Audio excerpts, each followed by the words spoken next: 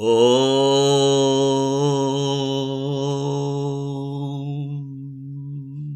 గణేశాయ నమః సరస్వత్యై నమః శ్రీగురుభ్యో నమః హరి ఓం. జ్ఞానప్రదీపిక ఛానల్ని వీక్షిస్తున్న యూట్యూబ్ ప్రేక్షకులందరికీ జ్ఞానప్రదీపిక ఛానల్ తరఫున పాతూరి జ్ఞానేశ్వర శర్మ హృదయపూర్వక నమస్సుమాంజలులు. మార్గశిర పూర్ణిమ, దత్తాత్రేయ జయంతి.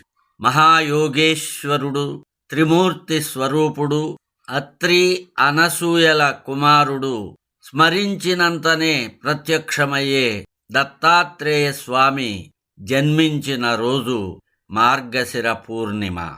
ఆ దత్తాత్రేయుని అనుగ్రహ ఆశీస్సుల ద్వారా అందరూ ఆరోగ్యముతో సుఖశాంతులతో జీవించాలని, అన్ని సంకటములు దత్తాత్రేయుని అనుగ్రహముతో తొలగిపోవాలని ఆ దత్తాత్రేయుని ప్రార్థిస్తూ దత్తాత్రేయుని అవతార కథను తెలుసుకుందాం. ఈ కథ ముఖ్యంగా మార్కండేయ పురాణంలో శ్రీ వాసుదేవానంద సరస్వతి స్వామివారు సంస్కృతములో రచించిన శ్రీ దత్త పురాణము, చందవోలు గ్రామ వాస్తవ్యులు శ్రీ తాడేపల్లి రాఘవ నారాయణ శాస్త్రి గారు తెలుగులో పద్య రూపములో రచించిన శ్రీ దత్త భాగవతము, ఇంకా బ్రహ్మాండ పురాణము, భారతము, భాగవతము మొదలైన పురాణముల ఆధారముగా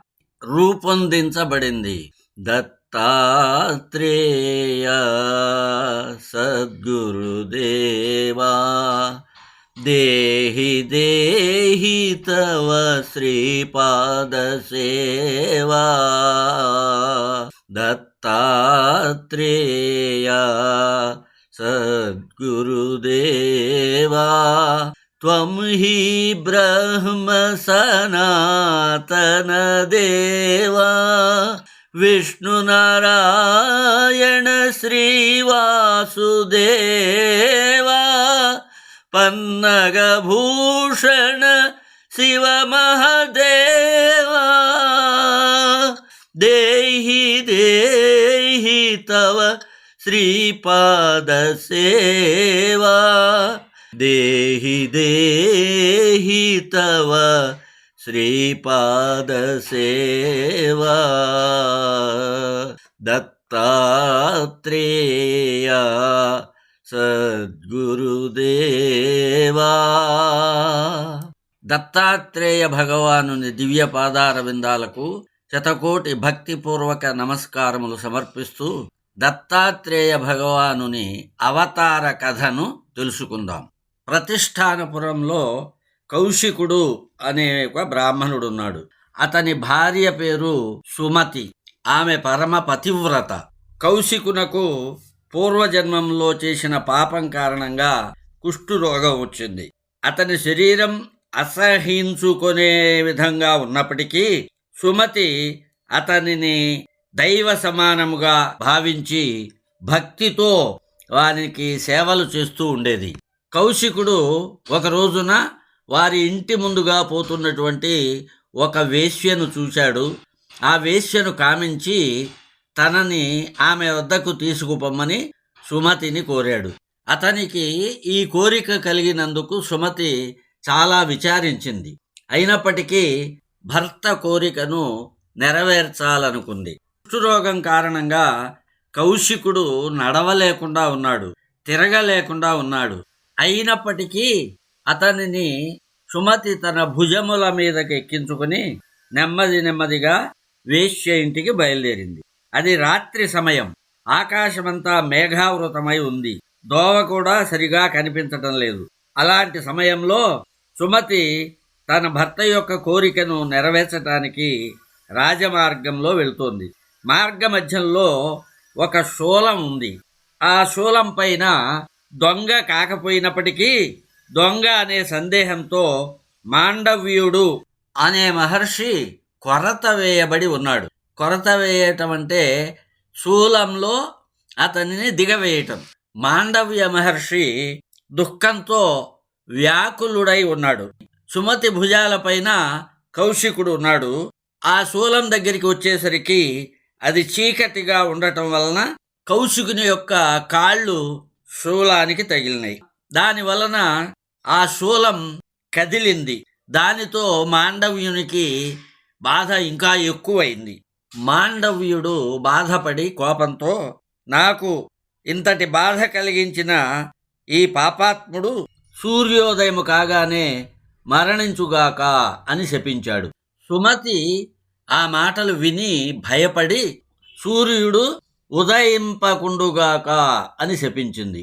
తెల్లవారింది, సూర్యుడు ఉదయించలేదు. సూర్యుడు లేకుండా ఎన్నో రోజులు గడిచిపోయినాయి. దీనివలన దేవతలకు భయం కలిగింది.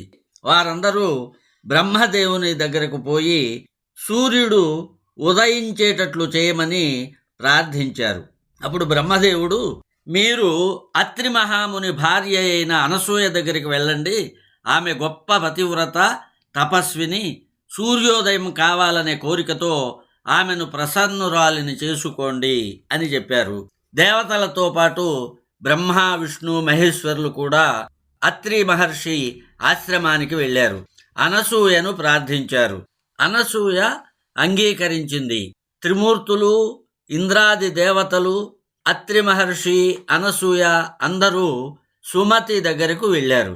అనసూయ సుమతి దగ్గరికి వచ్చి కుశలమడిగి, ఈ చీకటి వల్ల మానవులు, దేవతలు బాధపడుతున్నారు, శుభకర్మలన్నీ ఆగిపోయినాయి, కనుక సూర్యోదయమును కావింపుము, నీ భర్తకు ఎట్టి భయము రాదు, నేను వానిని బ్రతికించదను అని చెప్పగా సుమతి సూర్యుని ప్రార్థించి ఉదయింపుమని వేడుకొంది.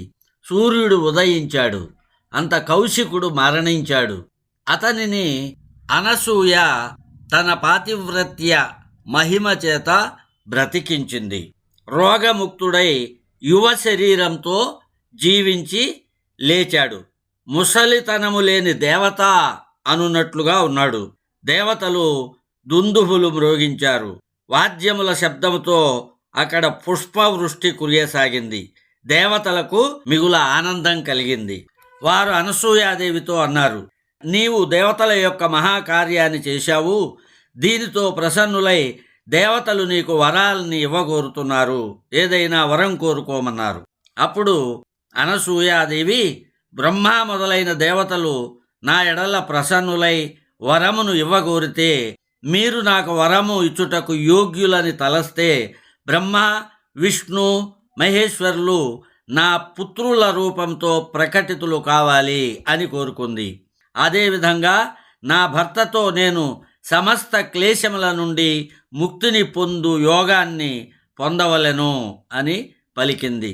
ఇది విని బ్రహ్మ, విష్ణు, శివుడు మొదలగు దేవతలు తథాస్తు అని పలికి వారందరూ తమ తమ లోకములకు వెళ్ళిపోయారు.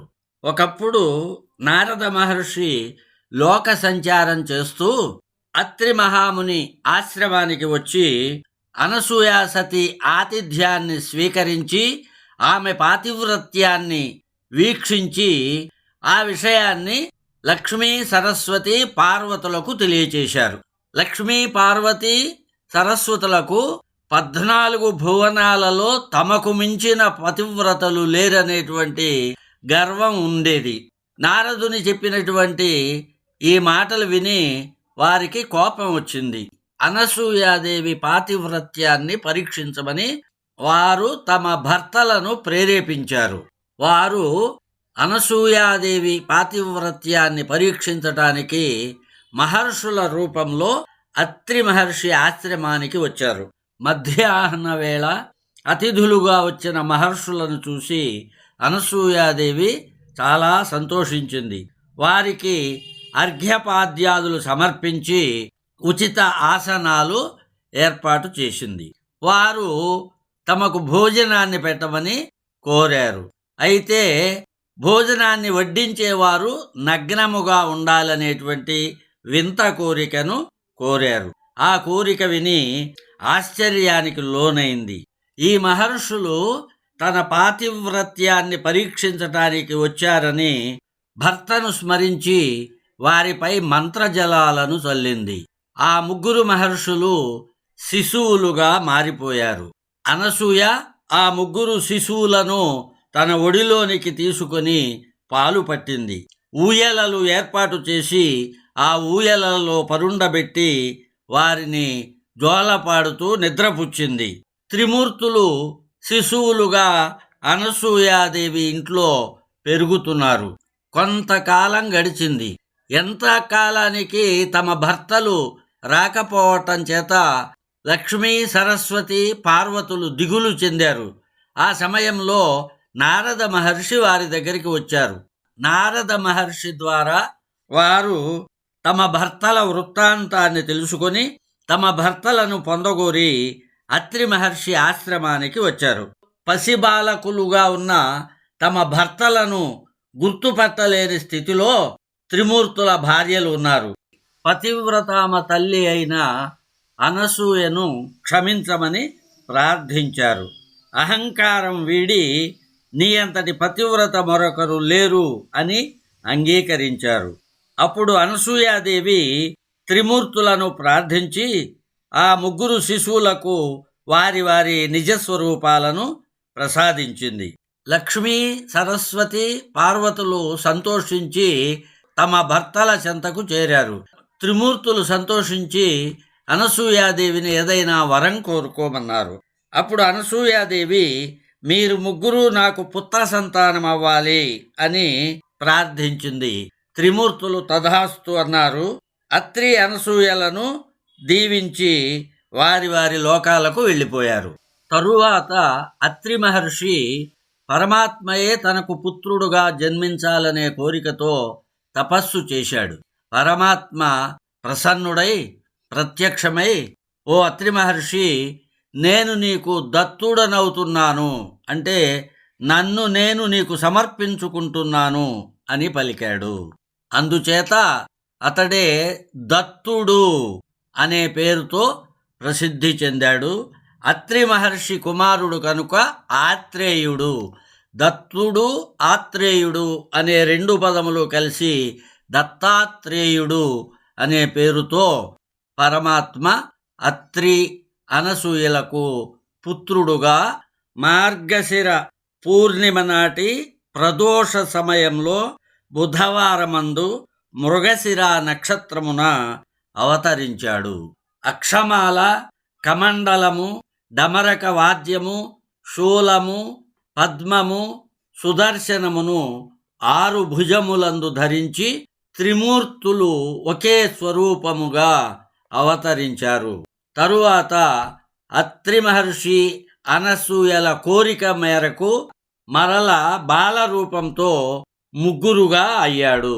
ఆ ముగ్గురిలో మొదటివాడు విష్ణువు అంశ అయిన శ్రీ దత్తుడు, రెండవవాడు బ్రహ్మ యొక్క అంశతో చంద్రుడు, మూడవవాడు శివాంశ సంభూతుడైన దుర్వాసుడుగా 3 రూపములను పొంది అత్రి అనసూయల కోరికను నెరవేర్చాడు.